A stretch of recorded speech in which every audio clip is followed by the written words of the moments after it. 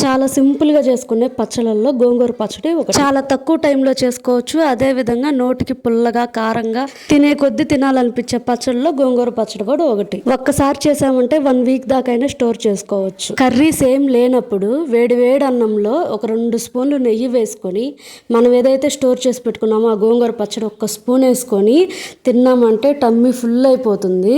చాలా చక్కగా ఉండిద్ది నోటికి కూడా. ఇంకా లేట్ చేయకుండా రెసిపీలోకి అయితే వెళ్ళిపోదాం. గోంగూర పచ్చడి ఎలా తయారు చేద్దామో చూద్దాము. ముందుగా గ్యాస్ మీద అయితే ఒక ప్యాన్ పెట్టుకుని దాంట్లో 1 స్పూన్ అయితే నూనె వేసుకోండి. ఆయిల్ హీట్ అయిన తర్వాత ఒక 4 స్పూన్లు అయితే ధనియాలు వేసుకోండి. ఒక 2 స్పూన్లు అయితే జీలకర్ర వేసుకోండి. ఒక 10 ఎండుమిర్చి అయితే తీసుకొని దాంట్లో వేసుకోండి. నేను చెప్పే కొలతలు ఒక గోంగూర కట్టకి. ఒక 3 మినిట్స్ అయితే వేసుకున్న ఎండుమిరపకాయలని బాగా వేపండి. ఒక 6-7 చిన్నులపై రెబ్బలు గడ అయితే వేసుకోండి. పొట్టు అయితే తీనక్కర్లేదు. తర్వాత కొంచెం కొత్తిమీర కానీ కరివేపాకు కానీ ఉంటే వేసుకోండి. అలా వేపిన ఎండుమిరపకాయలను అయితే ఒక ప్లేట్లో తీసుకోండి. దాన్ని చల్లార్చిన తర్వాత మిక్సీ వేసుకుందాం. ఒక 5 మినిట్స్ అయితే ఎండుమిరపకాయలను అయితే పక్కన పెట్టుకుందాము.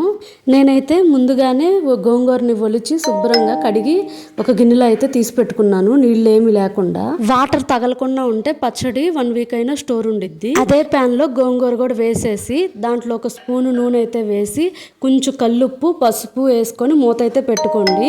గోంగూర మగ్గుతూ ఉండి ఒక 2-3 మినిట్స్ తర్వాత మళ్ళీ ఒకసారి గోంగూరను అయితే కలిపేసుకొని మళ్ళీ మూత పెట్టేసి చల్లార్చి పెట్టుకున్న ఎండుమిర్చి ధనియాలు మిశ్రమాన్ని ఒక మిక్సీ జార్లో అయితే తీసుకోండి. ఎండుమిర్చి మరీ పౌడర్ అయిపోయేదాకా వేసుకోవద్దు, టేస్ట్ ఉండదు. కొంచెం పలుకు పలుకుగా ఉండేటట్టు తీసుకోండి. నేను దీంట్లో ఉప్పు ఏం వేయడం లేదండి, ఆల్రెడీ గోంగూరలో ఉప్పు వేసాను కాబట్టి అదే సరిపోతుంది దాదాపుగా. నేనైతే ఎండుమిర్చిని మిక్సీ వేసేసాను. చూడండి, మరీ పౌడర్ లాగా అయితే వేయలేదు, కొంచెం పలుకు కనిపిస్తుంది. ముందుగా ఉడకబెట్టుకొని చల్లార్చిన గోంగూరను కూడా ఆ మిక్సీ జార్లో అయితే వేసుకోవాలి. ఆ గోంగూరను కూడా పల్స్ లో ఒక 2 టైమ్స్ అలా తిప్పేసి తీసేసుకోండి.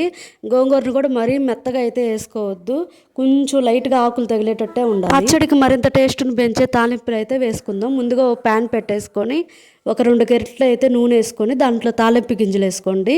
కొంచెం కరివేపాకు వేసుకోండి. 2 ఎండుమిర్చి వేసుకోండి.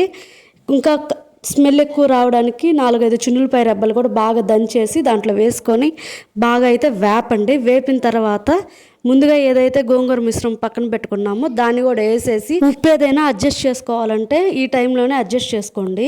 నాకైతే కొంచెం సాల్ట్ పడిద్ది కాబట్టి కొంచెం అయితే వేసుకున్నాను.